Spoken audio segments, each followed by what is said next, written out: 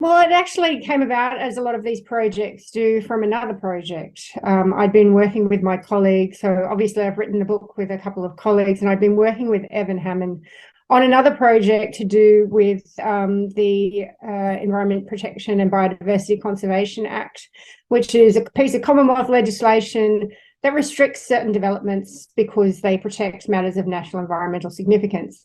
So we'd actually gone about and spoken to some farmers, what their perceptions were of the Act and their experiences to do with the Act.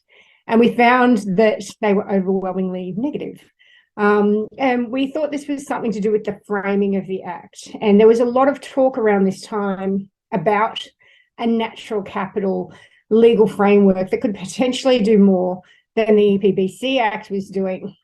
There was a lot of discussion about it in a lot of different contexts.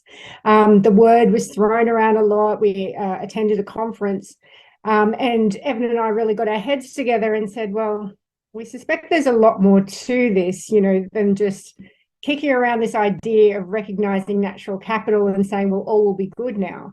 And particularly because it wasn't necessarily embraced by all farmers. There was concern that it would mean that they would be, to quote, told what to do with their land in another context. So we thought, well, this is a perfect thing to explore.